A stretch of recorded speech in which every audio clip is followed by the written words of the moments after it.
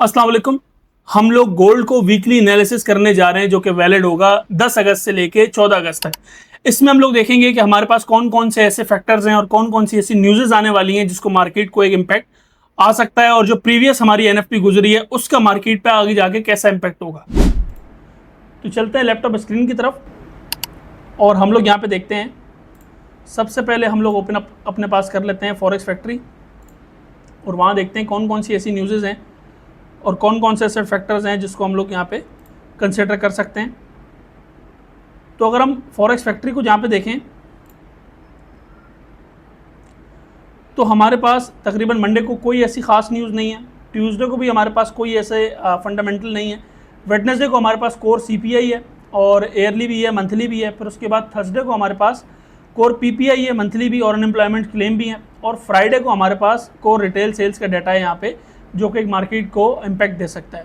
तो थोड़ा सा अभी फंडामेंटल डिस्कस करने के बाद थोड़ा सा हम चलते हैं टेक्निकल्स की तरफ कि टेक्निकल्स क्या कह रहे हैं। यहाँ पे अगर हम देखें अपने पास तो यहाँ पे अगर मैं डे का हमने टाइम फ्रेम खोला हुआ है तो डे में मार्केट ने यहाँ पे एक रेंज बनाई हुई थी जिसमें मार्केट यहाँ पे इस तरह से मूव कर रही थी। अब इस तरह से मूव करने के बाद अगर मैं यहाँ पे आपको दिखा सकूँ, यहाँ पे एक इस तरह की मार्केट ने जो एक इसकी बेरिश ट्रेंड लाइन चल रही थी कुछ इस तरह से, कुछ यहाँ पे इसने हमें ब्रेकआउट दे दिया है।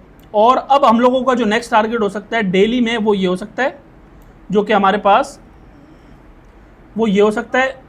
पास एरिया बनता है ऑलमोस्ट 47,300 वाला, और उसके बाद हमारे पास एरिया बनता है जिसको हम लोग यहाँ पे कंसिडर कर सकते हैं कुछ 45-67 का। मगर मैं यहाँ पे गोल्ड में थोड़ा सा लिक्विडिटी क्रंच देख रहा हूँ और बहुत मजीद गोल्ड को बुलिश साइड पे कंसिडर नहीं कर रहा। हो सकता है गोल्ड यहीं पे ही हमें कुछ इस तरह से रेंज में नज़र आना स्टार्ट हो जाए और मजीद रेंज मार्केट यहाँ पे बना दे। मगर अभी तक हम लोग ये देखेंगे कि मार्केट हमें यहाँ पे एक बुलिश साइड पे प्ले कर रही है। सेकेंडली अब हम लोग चलते हैं ज़रा H4 की तरफ और उसमें देखते हैं कि H4 हमें क्या बता रहा है, उसमें देखते हैं। H4 में अगर हम लोग अपने पास यहाँ पे देखें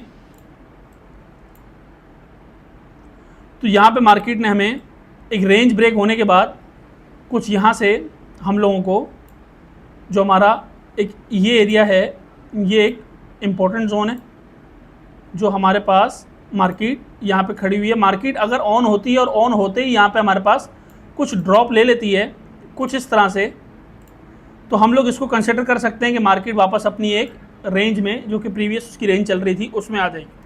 अब चलते हैं H1 की तरफ कि H1 हमें क्या कह रहा है और H1 को थोड़ा सा कंसिडर करते हैं।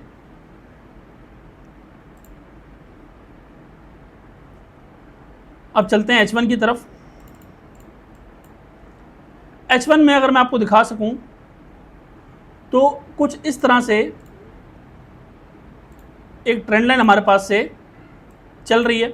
अगर मार्केट ने कंटिन्यू होना है तो मार्केट कुछ इसी एरिया से हमारे पास कंटिन्यू हो सकती है, और अगर मैं इस मूव का फिब निकालूं तो फिब मेरे पास कुछ यहाँ पे जो इसका गोल्डन जोन है वो एग्जैक्टली यही वाला बनता है जो कि हमारे पास कुछ ये जोन है। तो ये हमारे पास जोन्स आ गए मार्केट को वापस प्ले करने के लिए। अगर तो ये डे ऑन होते ही यहाँ पे ड्रॉप होती है तो एक हमारा टारगेट होगा कुछ यहाँ से, इसको हम अगर हमें ये बुलिश कन्फर्मेशन देती है तो यहाँ से हम लोगों को कुछ इस तरह बाय की मूवमेंट मिल सकती है, वरना अगर ये ड्रॉप होती है तो यहाँ से फिर नेक्स्ट एरिया इसका कुछ इस तरह बाय वाला है, वरना मार्केट अगर इन दोनों एरिया से निकलती है तो वापस फिर अपने इस तरह रेंज में आ जाएगी। मजीद में कोई बड़ी मूव आने वाले वीक में एक्सपेक्ट नहीं कर रहा। तो ये था हमारा वीकली एनालिसिस। तो इसी तरह के एनालिसिस के लिए हम लोग मजीद यहाँ पे चीज़ें देखते रहेंगे इसमें।